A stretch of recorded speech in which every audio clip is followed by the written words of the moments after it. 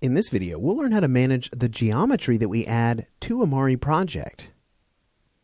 Alright, so in the last couple videos, we've used this assassin project right here. Now, when we created this, we used a single OBJ that was enormous in size. It was almost 600 megabytes, but that had lots and lots of mesh pieces at very, very high resolution. Now, this particular workflow may not be suitable for the project that you're wanting to texture inside of MARI.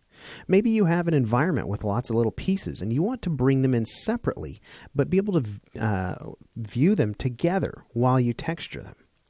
So MARI has that ability and can support that type of a workflow. Let me go ahead and hit the New Project button, and let's call this one something like Assassin Demo, and let's load in some geometry.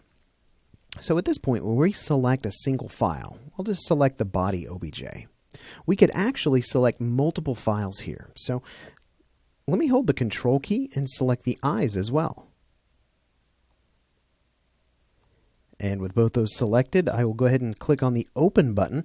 And you'll notice here that the path field changes just a bit. We have now a path to each of the two files that I've told MARI to create the project with.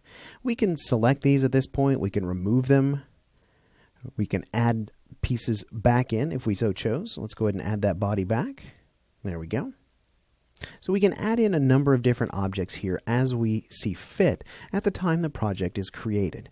Let's go ahead and hit OK here and let MARI go ahead and create a project for us. Now, this is not the only time that we can add geometry to a project.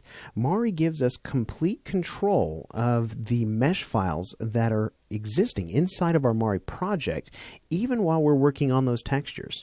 And I'll show you here, as soon as MARI finishes creating our project, how we can do that. And there we go. MARI's created the project for us.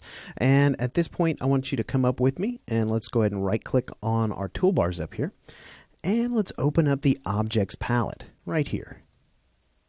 Now inside the Objects palette, we have two different entries. We have one for the eyes and one for the body.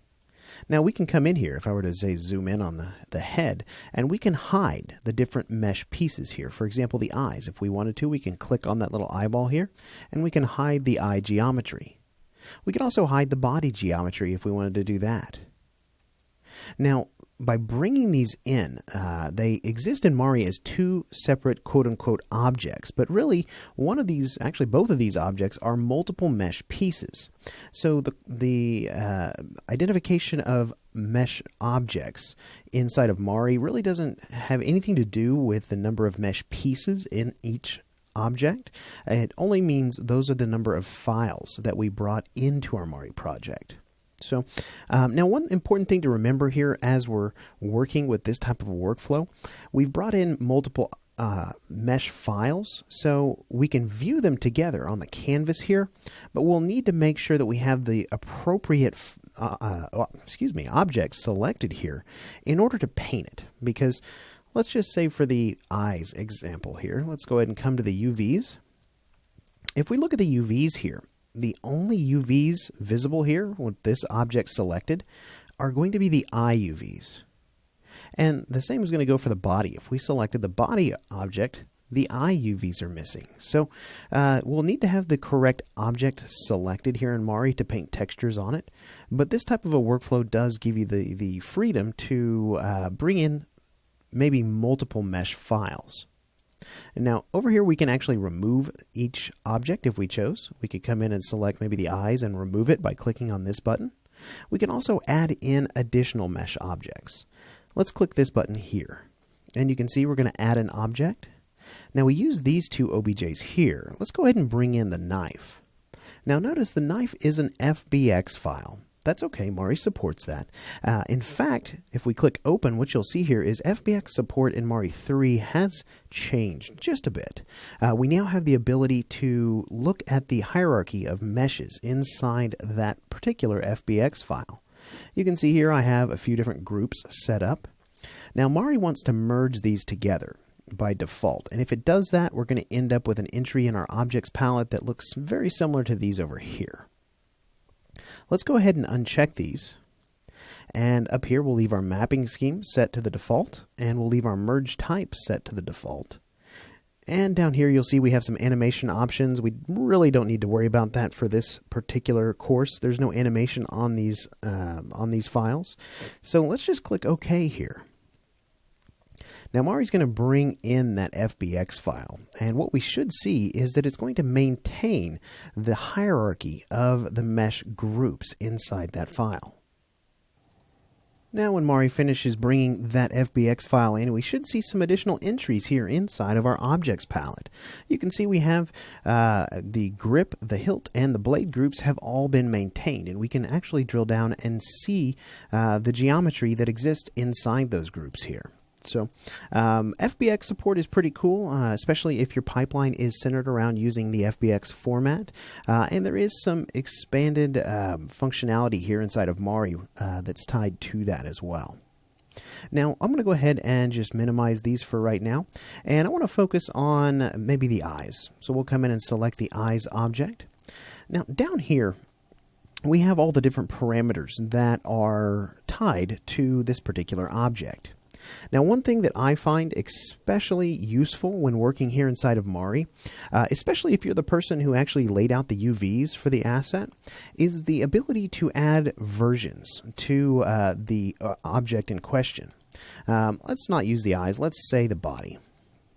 Okay, so looking at the body here, maybe we were working on the UVs and we got them over, we thought they were good, and we started painting on maybe the head here, and we noticed that, well, the UVs actually aren't very good for that head. They're kind of messed up. I'm getting some stretching in my textures. We need to sort of smooth those UVs out some. So they needed some work back over in our 3D application. So what I could do is I could go over and I could make a revision in my 3D application, spit out another OBJ file, and I can come in here to the body and I can right click on that and choose Add Version. Now when I do that, it's going to let me browse to the geometry, and I do not have another version of that body saved out at the moment, but all we need to do here is select our revision. And then what we could do is we can come in to this version drop down and we could change to the newest version. So very, very handy feature that's built into MARI, so we can add in a new version of our mesh without losing any of the textures that we've been painting for it. Especially useful for bouncing back and forth, in my experience, in making revisions to things like UVs. Now, another thing I wanted to show you is a new feature in MARI 3 that is something that maybe people in a games pipeline would find especially useful. So think about a mesh that you're working on, and once you get it into your engine, you know that it's going to be tessellated and smoothed out.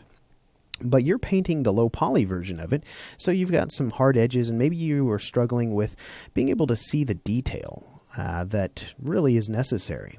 So let's use the eyes, for example.